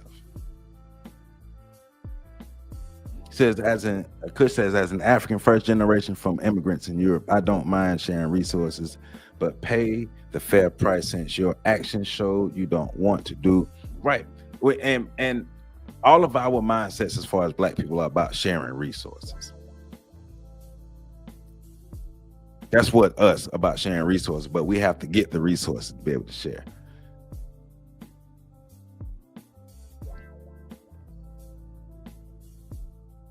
So once again, be active. Out of everything you posted, show me tangible outcomes for black people, and that made black people's lives better, that made Hispanic life people better. Show me all the tangible outcomes. Because you're saying all these lawsuits and all these things here, but what made life better? What ended race? Because the conversation is about ending racism and finding something productive between a group of oppressed people and the oppressor. So what's the tangible outcome? Said we should be working with and fully knowledgeable of multiple languages spoken by diaspora. We should have dual citizenship. Like black people, we have to get our stuff together. We don't have our stuff together. We don't. And we can't fully align ourselves with other groups of people, being such a fractured group of people. It says each one is documenting the history of national and state civil rights. Right. No, the argument is not about the civil rights movements. It's about what conversations are we having that are bringing tangible outcomes to end the system of racism. It's not just about, groups of people have civil rights movements. Black people, we had our civil rights movement. Look at us still here talking about this. Hispanic people, all those things you said, and we're still clamoring about the same things in 2025. They're all passed laws, and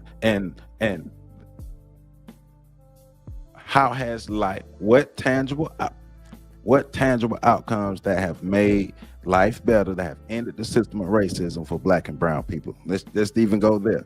How have those things helped end the system of white supremacy, made life better and easier? That's it. Laws are passed. That's it. But what? Never mind. Because I keep asking the same question. So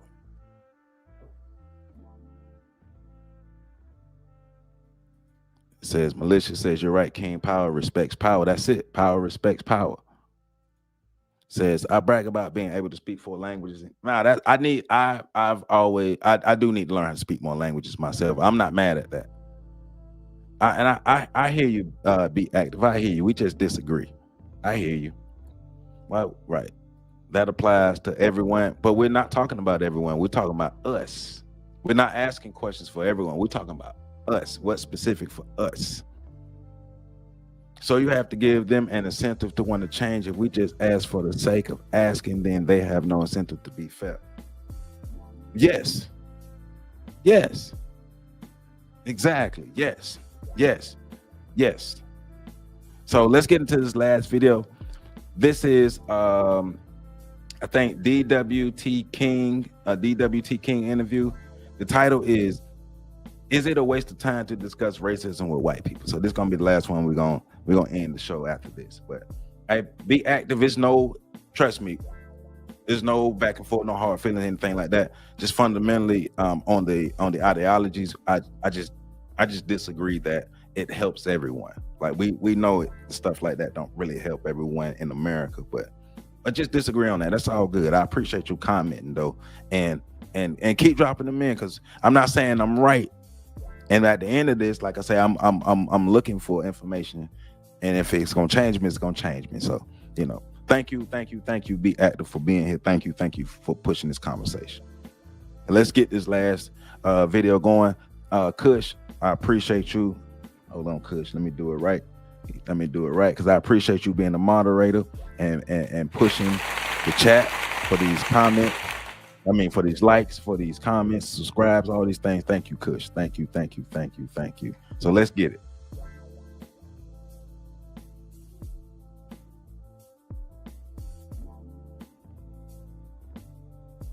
Oh, shoot. Hold on. My bad. I ain't even share my screen.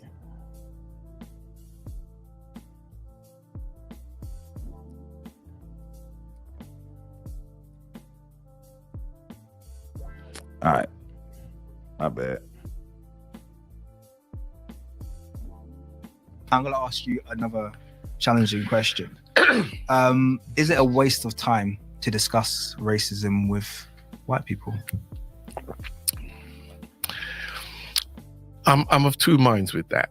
So you do want to be, you do want to try to move the world to a position where different groups are cooperating, we're getting along, we are following, laws and, social behaviors of respect, and, just trying to create a world of peace and respect and high levels of cooperation between each other. And you can get, very different groups to cooperate. Be active. Look, man, if you are still fighting for civil rights, you're still fighting for things in 2025, Black people are still oppressed. Brown people are still oppressed. Right? Racism and white supremacy still exist. We are a fourth class group of people in America.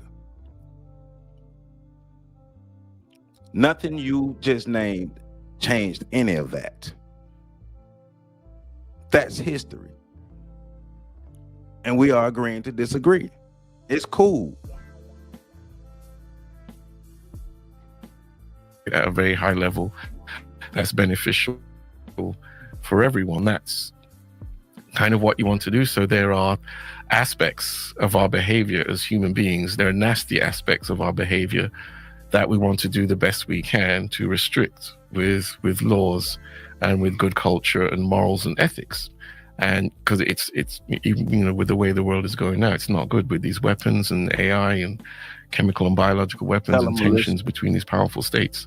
We want to reduce all of that, and you want to try and cooperate and go on. Now, more specifically, with what you said in terms of, for us as Black people, is it a bit of a waste? So,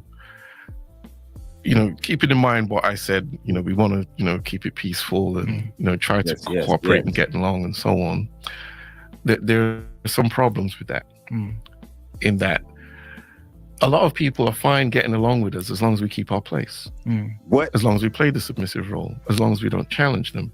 Because I'm gonna let him say that again. I'm gonna let that man say that again. I'm gonna let that man say that again. Say it again. So on.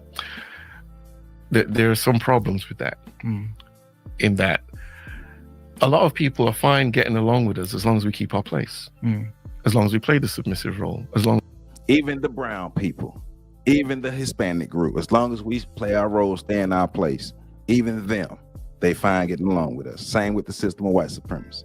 We don't challenge them, because humans, we are this status-oriented, hierarchical creature, both individually, but also as groups. The nature, and because all this cultural information exists now, that places us at the bottom of the racial hierarchy. A lot of groups want us to stay right there. That's where they're comfortable. They don't want us surpassing them. If you're number one, you don't want number 5 or number 6 closing you down, chasing you down. You're at the top of the premiership table. I don't need you coming from number 10 to number 6 to number 3. That means you're coming for me. And all the benefits and advantages I enjoy for being number 1, well, I'm not going to enjoy them anymore if you take that spot.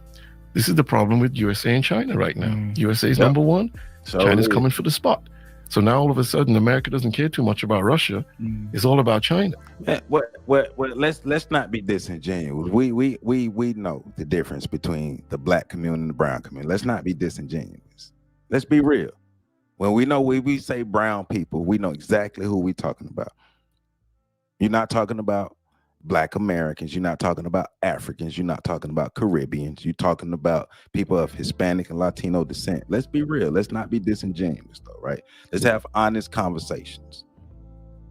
It says to help minority kids have better education, to always have new books and descriptions, also to help program descriptions for minority groups. And you're saying, I'm just to be clear, you're saying that in relation to what?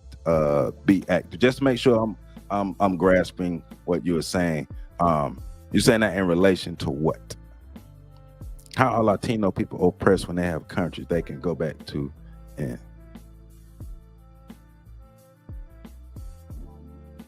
all right. So the indigenous groups of people that were in Central and South America, what happened to them? Who colonized? Because we got to remember, Central and South America was colonized. The Caribbean, Central America, and South America were colonized before this area we call North America and United States. The Spanish and the Portuguese showed up and colonized the indigenous people there, then took over the lands, just same way the white people did here.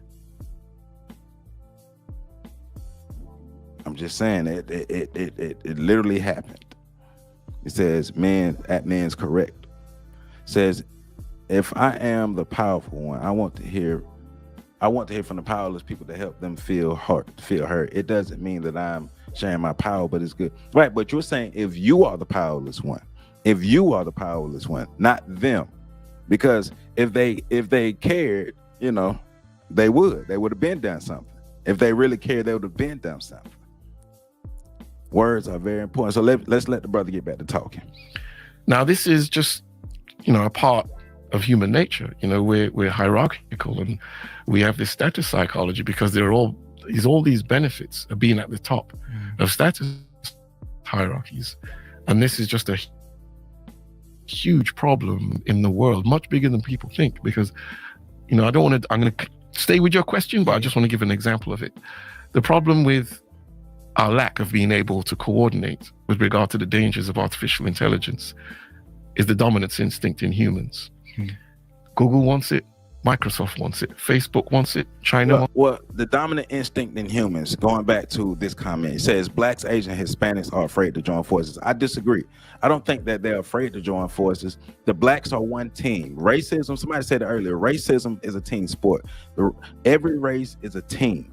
The Asians don't see themselves as the same as us. The Hispanics don't see themselves as the same as us. There are two other groups vying for power for themselves. Why they don't need, the Asians definitely don't need to join forces with us. The Asians don't need us at all. The Hispanics, matter of fact, the Hispanics in America, there are more Hispanics in America than they are black people. So as a group, if you put the Hispanic and Latino groups together, in America, they outnumber black people. They don't need us. We are the ones who are in need of allies like that. They don't need us. I don't think they're afraid to join forces. They don't need us to join forces with them. That's what I would say with that. However, if these racial groups form a true alliance, they can be dethroned with the chokehold, the system, right? But like Dr. Amos Wilson say, Asian supremacy is waiting for white supremacy to fall.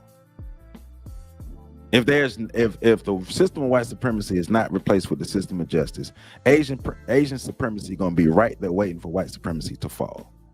So going back, talking about conversations between races about race, it's a power dynamic. If one group, And then we're going back to the nature of human beings. We have to be honest about the true nature of human beings. But real quick, let me give a big shout out to Adam Williams for the $4 super sticker. I appreciate you, Adam Williams, for the Look at $4. all this money, homie. I got all this money, homie. Thank you, Adam, for the $4 super sticker. I appreciate you. But I mean, the nature of human beings is to conquer. That's the nature of human beings. We have to be honest about that. The nature of human beings is to conquer. And when one group gets out the way, the other group, yeah, I be tearing people's name up. I know I be tearing people's name up. I'm sorry. But when one group who's in power, when they lose their power, another group takes over. So I disagree. That's why I disagree with that. It's just like a CEO is going to demote themselves down to their subjects, employees that have been up top tier for so long. What makes you right? Malicious. Thank you. I butchered your name earlier. My bad. But let's let my brother talk some more. Wants it. America wants it. Everyone wants to get it first, because whoever gets it first is going to dominate everyone else.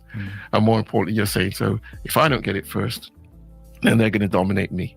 I don't want to be dominated. I want to be doing the dominating, and I want to get the benefits of domination. So taking it back now to your question, as in, is it kind of a waste of time us talking racism and stuff with white people? In chapter 4, you'll see where I'll say racism is a manifestation of competition between groups. If you recognize now it's a competition, you don't turn to your competitor and say, hey, don't run so fast. Slow down. Run even with me. Are you Beats Active? Are you listening? Let's run it back. It's a team sport. It's a competition. Race is a competition. So a conversation between us, the white people, like, hey, like it's just exactly like he's saying, hey, you all are beating us too bad. We want y'all to scale back on how y'all doing things. But what they're doing is working for them. Let's let them say it again. Hey, don't run so fast. My bad. Slow down.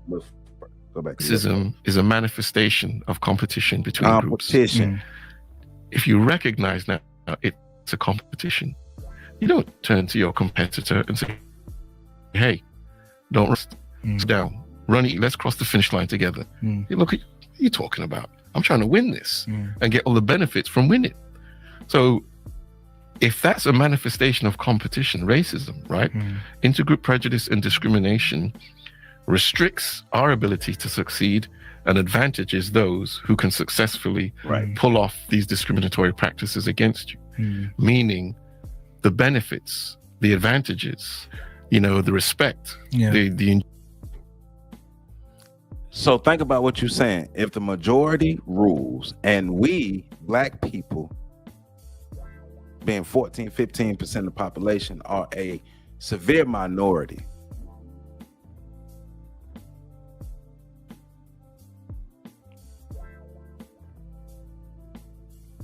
what are we doing? What are we talking about? I'm confused now. I'm so confused, because we're talking about having a conversation with people about racism, to end racism. And then you brought up all the civil rights acts and all the laws and stuff that were passed.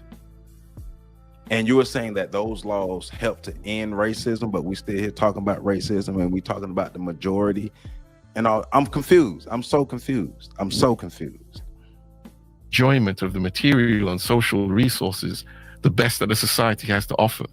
For that group to continue to enjoy those things, which they're going to want to do, it does involve undermining your competitors. And racism is one of the ways you do it. So this is why you'll see my message in the book is this: stop yelling at white people about racism. They're doing what they got to do to stay top, to compete against us. I've got to look at you, and I've got to look at him and say, hey, me and you got to get together. We got to get our stuff together to protect ourselves, to assert ourselves. If we want black well-being, it has to be everyone black in the room working together as a group to then compete against other groups. Men's Talk, show us in history. Show us where in history where you can prove that the nature of human beings is peace and justice.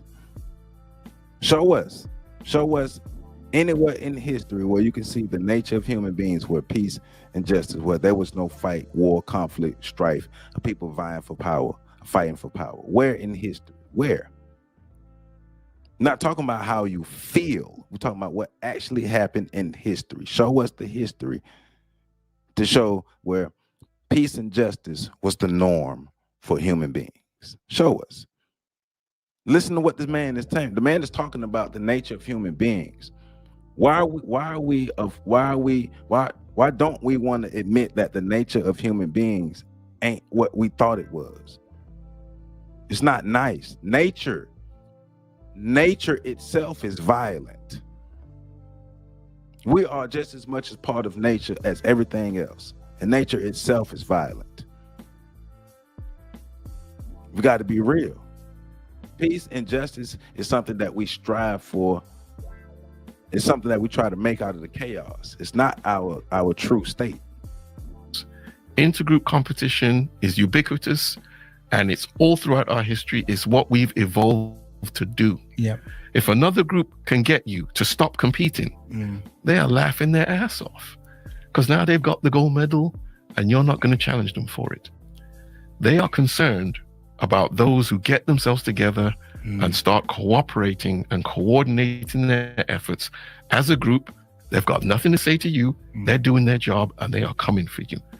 Those are the ones they're really concerned about. And again, that's the China-US thing. Yeah. China ain't having it. They're working together. They've empowered themselves now. And everyone knows what they did to China before. It ain't happening again. So to finish your question, I really don't think there's anything to say to them. There you go, Adam. Really good answer. So, but I guess and I'm with him. I don't know what we would say to them, especially a fractured, powerless group of people. What do we truly say to them that will help get to where we need to go? It starts with, like, we have to get our stuff together. We want to talk to everybody but us. Why is the conversation with everybody except us about what we need to do to make sure we are a powerful, unified group of people? Why would any other group give a damn about us like that? Why would they suspend what they're doing for themselves to help us when we're not willing to help ourselves? It doesn't make sense.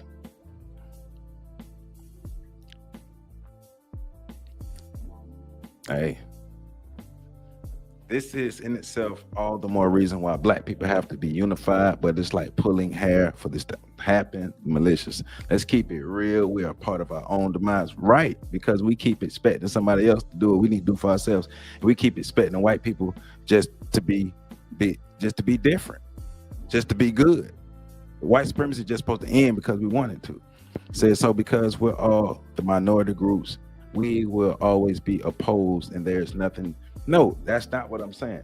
I'm saying every group is its own team, and just because we want people to unify, that doesn't mean that they want to unify. What incentive do they have to unify with us? Give me the incentive that the Asians or the Hispanic Latino group have to partner with us. That's my thing. Like, there's no incentive. There's never been incentive, and there's no history of all three groups getting together to oppose white supremacy. That's an idea. That's a fantasy. It's never happened. And I really mean the only way to have a more balanced field, it is the minority group to unite under the same. I get that, and I don't disagree with that. I'm not disagreeing that if the three minority groups and if the three groups get together, it'll be something different. I don't disagree with that. I fully agree with that. But my question is, why would the Asians partner with us to do that? All the Asians have to do is continue to do what Asians have been doing. Asians unite with Asians. Asians be on code with Asians.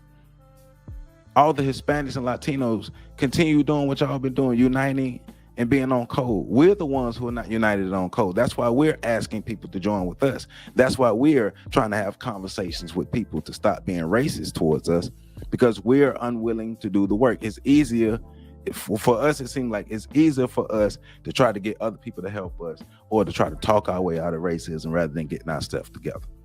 What incentives do they have to partner with us and to put their things on pause and to even share resources with us? There we go. We look very powerless, wanting somebody else to come and pull us up. It's not going to happen. It says, I really don't know why more black people don't have business connections and ventures with blacks in the diaspora as time has passed on. Well, I know now. Well, I would say now, I think a lot of people are getting caught up in the diaspora wars. And of course, there are janky Africans, just like they janky black Americans and all that stuff. Do business and connect with the African people who are on point, with the African people who want what we want, who are on the same mission. They're not here to play with you. They're here to play with you and outdo you. No, but there we go. There we go. Race is a competition. And y'all want people to team up in a competitive sport. No. It says we actually live in a republic with democratic principles. Right. Right. We are the only people that believe in kumbaya. There we go. There we go. It said the guy's delusional. Which guy are you talking about, Adam? White supremacists wants us to focus on each other instead of them. Instead of them. So I'm just saying. Said that's right, preach, brother. Says even Jesus himself was met with rejection. That's why he was put on the cross.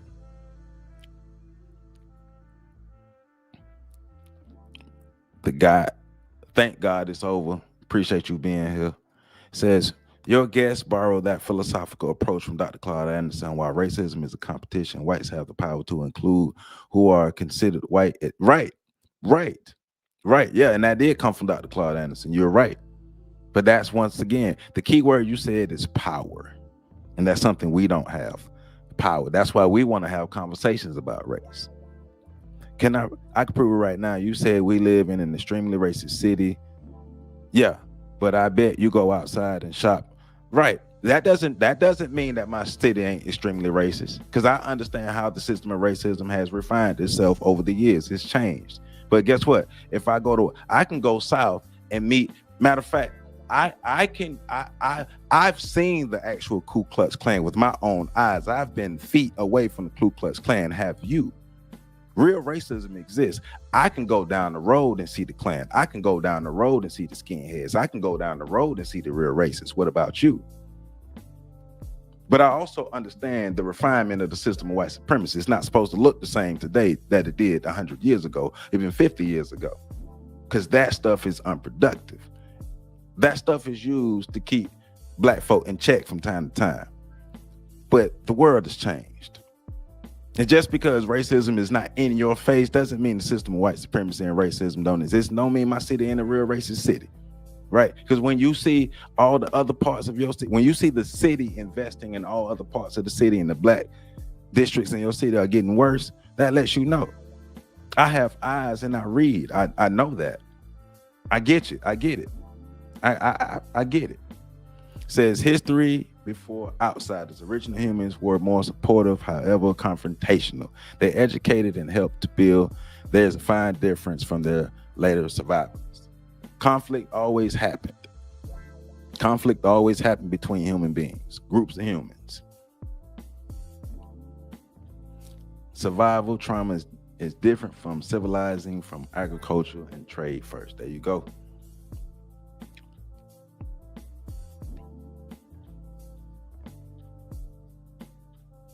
You say minority is a fact group created to waste black people time.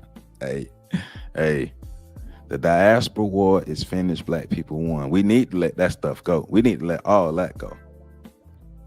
It says Latinos are not united. Anti-blackness and and I ain't even gonna try that word. Is baked in. Look, all you got to do is talk to people in the Latino, the Afro-Latino community. They'll tell you.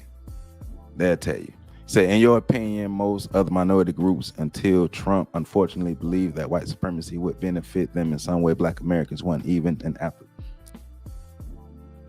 Daryl, I'm just saying, Daryl. Thanks for sharing this topic. I appreciate you. Glenn Dawkins, I appreciate you. Said, It repeats over and over, Mr. Quantum Physics. So, all right, let's let the brother keep talking. A challenge would be, isn't that outlook ultimately quite dystopian? Because to qualify that, essentially, we've already identified that racism is this deep psychological, ancestral evolutionary trait that has been an extreme version of, tribal psychology, essentially. Yeah. And in acknowledging that, we know that it's a problem that exists in the perpetrator as opposed to the victim. So it's not the problem of the victim group, it's the problem of the perpetrator. But we're essentially saying, in order for the victim group to no longer be the victim group in this relationship, they have to fight their way out. Because you've already made it very clear that they're not going to let you get out of that position easily, because it's so beneficial to them.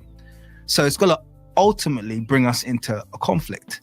There's not going to be any peaceful, kind of just meandering out of this into a kumbaya situation. It's going to be a situation where be active. I hear you, but why haven't the groups done it yet?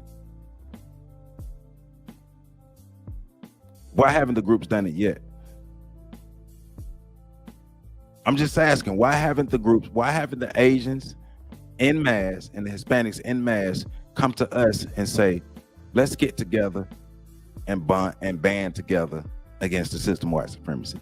What is stopping them from doing that? That's all I'm asking. I hear what you're saying, but it's more ideal than anything. Nobody disagrees with the idea. At the end of the day, I understand we're gonna have to work together to end the system of white supremacy, but what has stopped the Asians or the Spanish and Latinos en masse, not in small groups, but en masse, from banding with Black America? What has stopped them? Why haven't they done it yet? Why are they coming over here making sure that they get what they need for themselves rather than banding with us? We're going to have to go into direct conflict with this group in order for them to understand that they can't operate in that way anymore. Right. So I was saying, is that dystopian? Is it that dystopian, or am I looking at the different tenets of evidence you're giving me, and I'm coming out with 2 + 2 = 5? Well, if let's say I'm an alien visitor, right, and I'm observing this species called Homo sapiens, and I'm looking at how they interact with each other as groups, and what is the structure of how they operate as a species. We're a tribal species, and we always seem to form these group-based social dominance hierarchies. All societies on Earth are that. It seems to be universal in humans. So this is something else I say, look, this is just how they operate. This is how they are wired as a species to interact with each other as groups. Is part of the evolutionary process. So my tribe competing with your tribe, if I'm winning that competition, I get territorial expansion. I get better shelter, more watering holes, better hunting grounds. That's going to lead to more mates, and I can support more children. So that's kind of how the evolutionary process can work for this group living social species, meaning it's an advantage. It's beneficial to behave that way. And more importantly, if I don't compete, what happens? It may contract. The other tribe are not stopping competing. So they're going to keep doing what they can to expand their territory, to expand their access to material and social resources at our expense. Right. So it's like, look, I don't really want to fight, but you ain't going to stop fighting. So I have to fight. Right. So when you stop fighting, fine, I'll consider stop fighting. Now, we are not in that superior position. We've kind of got nothing to lose. Those higher up in the hierarchy have something to lose. So they are the ones that are going to have what I call this. If they were true allies, they would be helping us get our stuff together. They were true allies and truly wanted to band with us. And nothing's stopping them. Nothing's stopping them. Nothing. Nothing's stopping them. If they truly wanted to band with us, they would do it. If they truly saw value in what we could bring, they would be helping us get our stuff together. But they're not. Status sensitivity reaction, as in the guys behind me they're closing me down. It's the American reaction to China. You see, China is climbing. America's at the top. America wants to stay at the top. They do not want to be challenged by this lower status rival. But that competitor's got their stuff together now, and they're like, look, I don't care whether you want us to, slow down or this or that. I'm concerned about well-being right here in China. And I'm not keeping myself at a lower level. So you can feel comfortable. I'm not playing the submissive role. I'm going to do the best I can for mine. You're going to do the best for yours. We're just going to have to compete and let it play out the way it plays out. Because, like I said, humans, we will work hard for our own success. But at the same time, if I can kind of chop the knees out from underneath you while you're trying to compete with me, that's good for me too. Okay. So we have that. And I hear you be active, but answer this question. If the Asians and the Hispanic and Latino groups were so apt to partnering with Black people and helping Black people, what has stopped them from doing it? What has stopped those groups en masse? Like the majority, I'm not talking about everybody, but the majority of the people in those groups, what has stopped them from building with us over the decades? Nothing. Nothing has stopped them from building with us over the decades, right? The old trick in the book, right? And it's worked and it's still working. But remember, so there's never been a time in the history of the world where all the people in the continent of Africa have ever seen themselves as one. So if all the Black people on the continent of Africa haven't seen themselves as one, what make you think that the Asians, Hispanics, Latinos, and Blacks are going to see themselves as one in a time where the Asians, Hispanics, and Latinos can benefit themselves by just not focusing on us? They don't have to focus on us. That's my thing. They don't have to focus on us. And the Asians don't have to focus on us to challenge the system of white supremacy. The Asians don't need us or the Hispanics to challenge the system of white supremacy. Think about Asians worldwide. They don't need us. You see how we say be one with their mentality, you as one, us one before anyone else. I can't blame them, yellow. Right. You put your people first. We're the only ones expecting people to put other people first. Other people don't rock like that. That's why they're not in the same position we're in.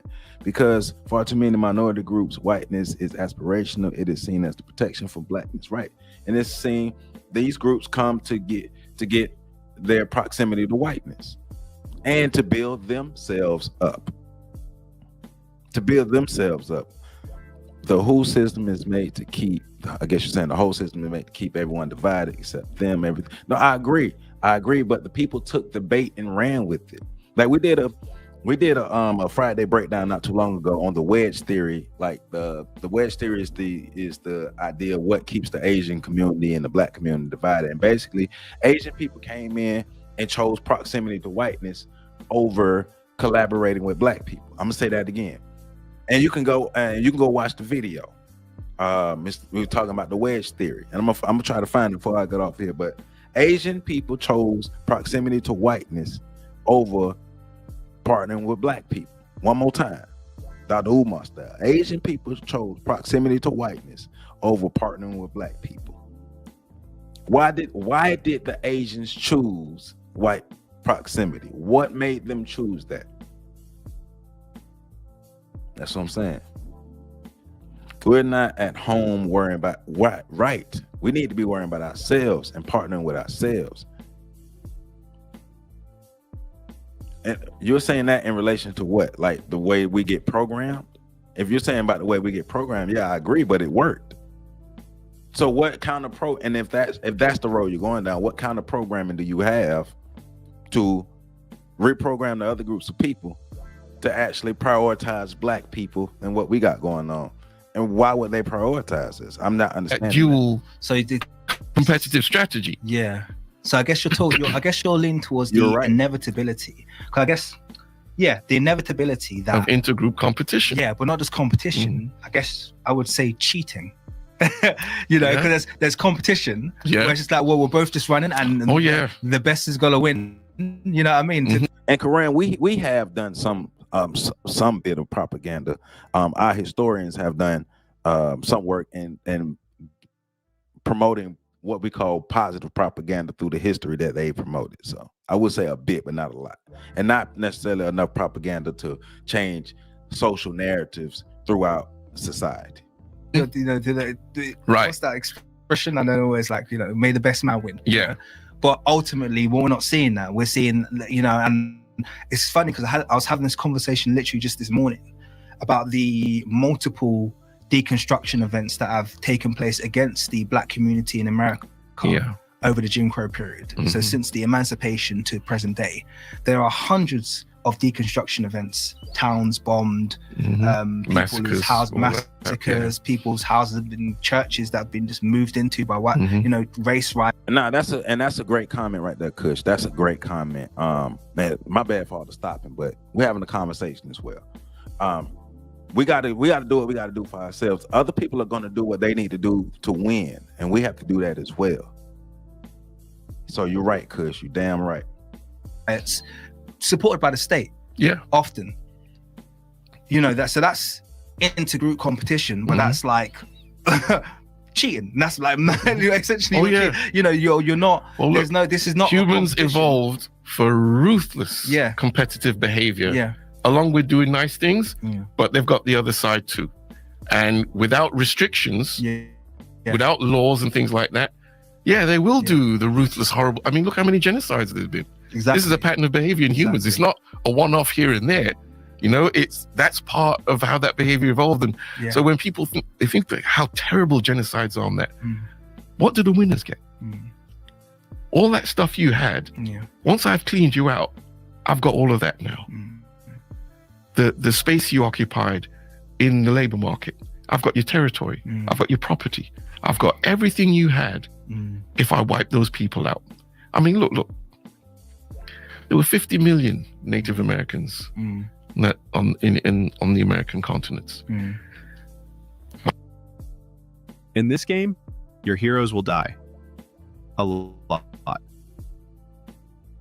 With every defeat, a new hero. Wiping out those people and putting them on reservations, how has that benefited Western European people? I'm just letting y'all know I'm gonna let it play for a little longer more, then we're gonna get back to the questions again and shut the show down. But I appreciate y'all, a good conversation, and be active. Look, I appreciate your conversation. We just have a difference of opinion, no malicious intent, no heartfelt feelings, no anything. Just, you know, constructive conversations we're having to get to. I mean, we just disagree on some fundamental points, but got no problem with you. You cool with me. I appreciate you for being here. They're all from Europe, significantly. Right. They're from one continent. They control 4, including their own.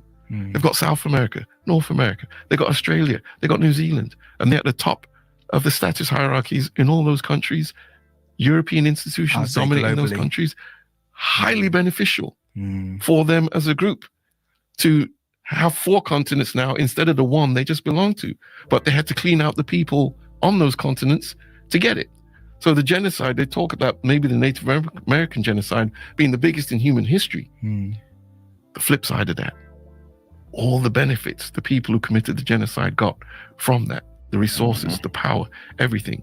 I mean, what is Western civilization now without the American continent? How reduced in power would they be if they were all just in Europe, you see? So the benefits of that kind of behavior are massive. So this is one of the behavior patterns that's, you know, low down, dirty, and ruthless. But if you can successfully pull it off, the benefits are huge. And this is, look, I always say this.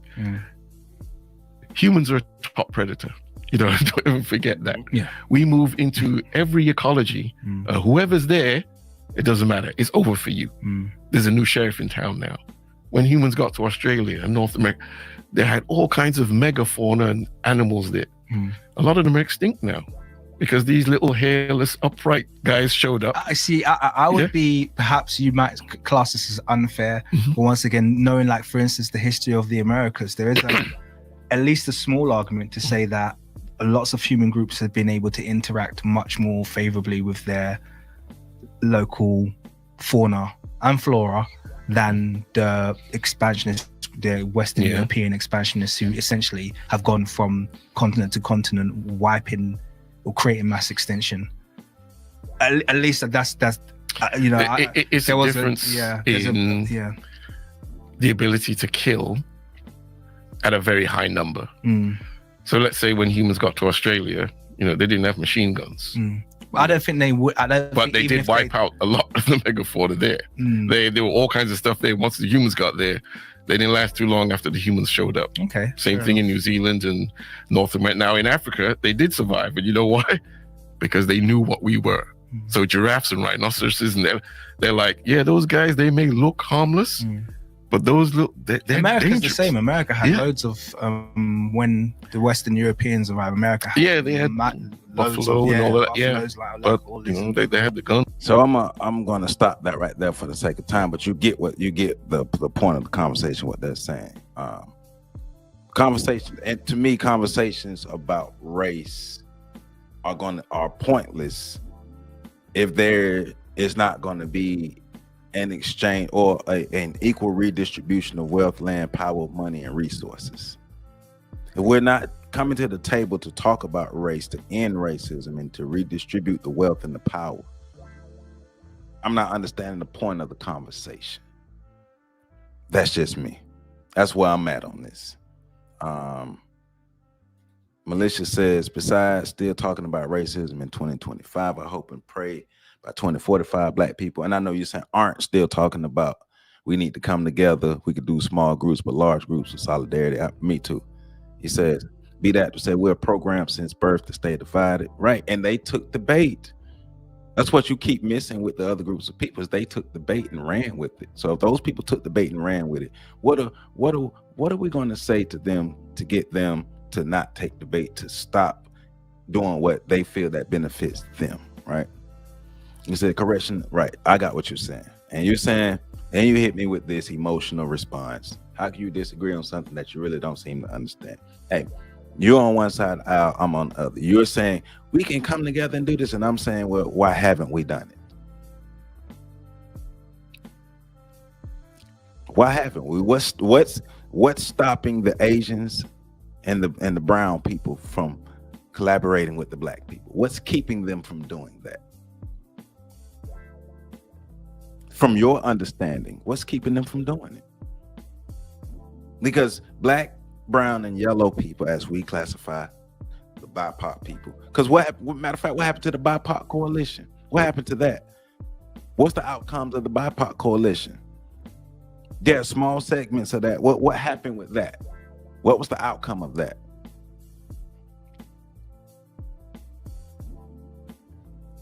I'm just saying, we got to stop living in ideal fantasy worlds and look at what's actually happened. What does the history tell us? What has past history and even not so past history told us? We have historians for a reason. Now, historians tell us that we have no friends. We have to look out for each other. Conversations about race can only be productive when the group of people who are in power are willing to give up their power. Who's willing to give up their power? There you go. I will vote Donald Trump. Blacks is still far healthier than all these people.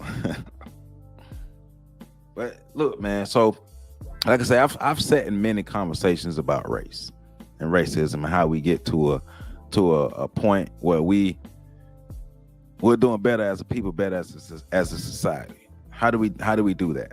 And all these conversations, I always came out of them frustrated because I knew there was no real tangible outcomes. And given always conversing, yeah, and straight up, man, look, you might change your heart, and men's talk same with you. We disagree, and it's fun, but we're men, and it's okay for us to disagree. But my brother, I got you. Men's talk, and be active. I got y'all back. We disagree, but I got y'all back. We here, and it's okay because it's okay for us to disagree as long as we do it respectfully. But I got y'all back, and I really appreciate y'all being here with this on this live stream. And everybody, whether we agree or disagree, we're all on the same team. We're all on the same page, and we need each other. We need each other. Black men need black women. Black women need black men. We need our children need us. We need each other. Black people need each other. And in my opinion, I don't think that it's productive or even smart or even safe for us to align ourselves with any other group until we get our stuff together, because history has already shown us that when we are going for things, when we're trying to achieve things in a multicultural type of way, we always end up getting the crumbs. So he says humans, but still talking about white people. Says some of them are inherently racist and can't help themselves. This is why I will never have empathy for them. I will never trust any group, person of people who hate me. Sorry, self-respect always. Black first. We got to be black first. So I appreciate everybody for being here. Everybody in the comments. Everybody for the super chat. I appreciate KW Don 7 for the $5 super chat, and I appreciate Adam Williams MC9LI for the $4.99 super sticker. I appreciate y'all. Please continue to support this channel. Thank you for all the views, comments, likes, shares, the comments, everything. Let's continue having these conversations. We don't know it all. I don't know it all. And it's okay for us to disagree. It's okay for us to disagree. Let's continue to grow, glow, and make things better in our community. Everybody, I love you all. I love you all. And I see y'all live again Tuesday night at 9 p.m. So like I said, we're going to be back to our regularly scheduled programming. So I'm taking a couple of days off, chilling. See y'all Tuesday night at 9. And remember, lives from moving forward, next couple of weeks and stuff, lives going to be 9 p.m. on Tuesday and 3:30 on Saturdays. And then got all my videos. And remember, every day at 1 p.m., check this channel out. Every day at 1 p.m., I'm dropping some kind of content, pieces of content. And check out the shorts, the videos, the clips, everything that I'm dropping. And we're going to do what we continue to do. Malicious, I appreciate you. Kush, I appreciate you. You're an excellent moderator. You are the greatest of all time. Almighty Kush. I got to get that sound for you. Almighty Kush. I appreciate y'all. I love y'all. Y'all have a great Saturday. And I'll see y'all on the other side. Peace out.